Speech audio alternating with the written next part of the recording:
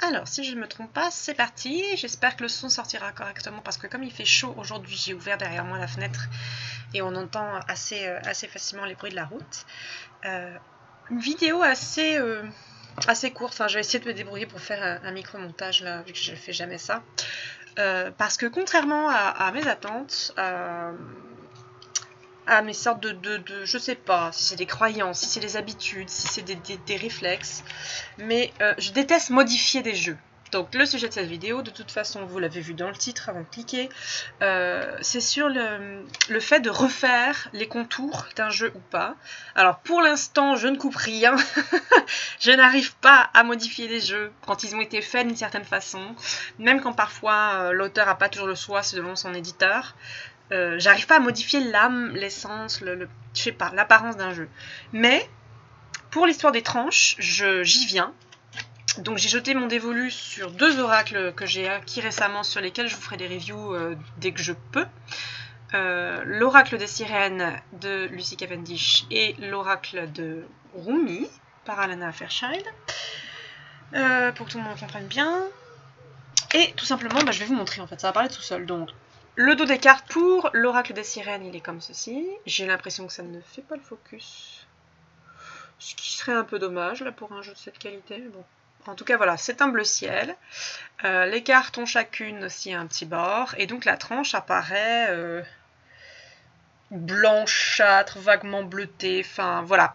Je trouve que pour un jeu qui parle de sirènes, ça aurait mérité des tranches en or. Et du coup, j'ai acheté un stylo spécial pour faire des tranches en or. Et après coup, je me suis dit, mais tiens, on parle de Rumi là quand même. On a la Perse, on a un dos de cartes qui évoque justement des dorures, des pochoirs, etc.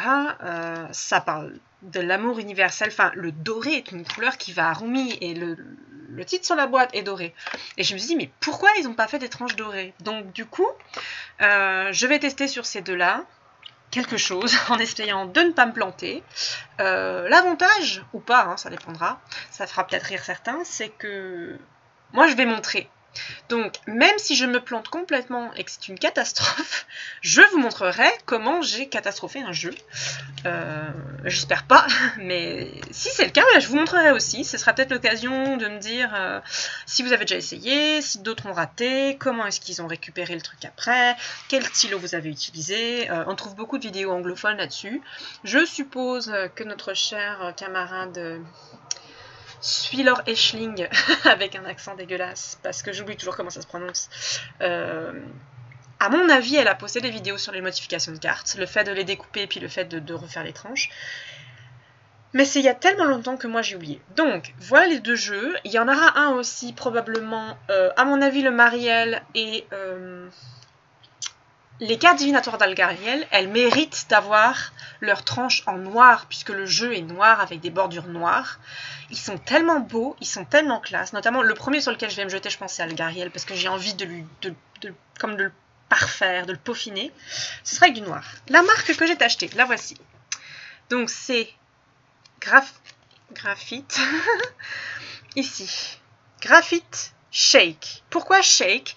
C'est une branche annexe des fameux marqueurs de graphite. Marqueurs quoi? Tout le monde en parle en ce moment, il n'y a que ça partout, en dessin, en art déco.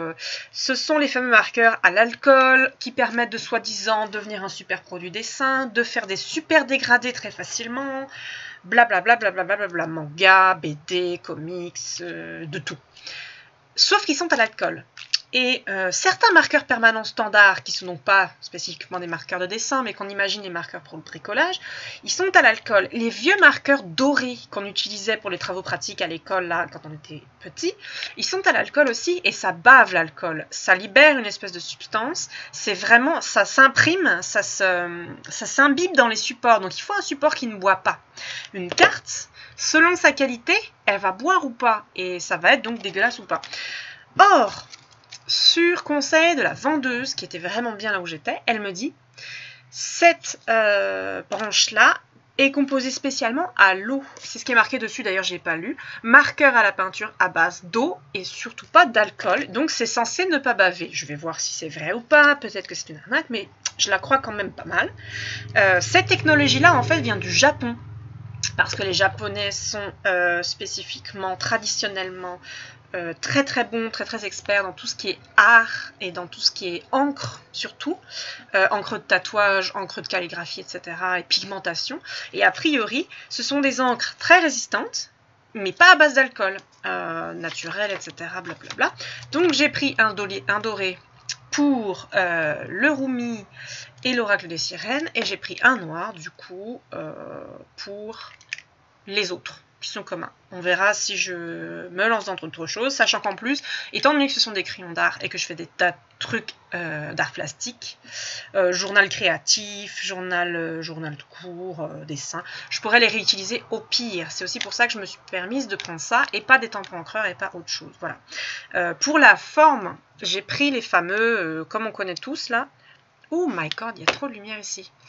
C'est derrière moi que ça reflète. Bon, c'est pas grave. Les fameux stylos biseautés, ces pointes larges. Ici, ils appellent ça 5 mm. Voilà.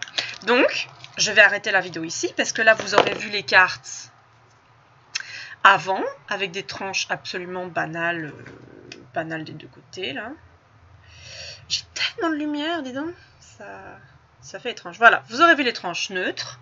Je pense que je vais prendre une photo à l'appareil avant parce qu'on verra d'autant mieux la couleur que sur mon écran. Et je suis en train de réfléchir que je n'ai plus d'appareil photo. Donc je vais prendre mon téléphone. Mais comme nos téléphones maintenant sont géniaux, je vais avoir ce qu'il faut. Donc voilà. Ce sera immortalisé, et puis il y aura un petit retour, une vidéo coupée-collée, enfin on va voir, à la fin, ou une deuxième vidéo sur YouTube, l'avant-après, pour voir ce qu'ont donné ces deux stylos. Est-ce que ça bave, est-ce que ça bave pas, quelles étaient les difficultés ou pas. Voilà, et bien je vous dis à la prochaine.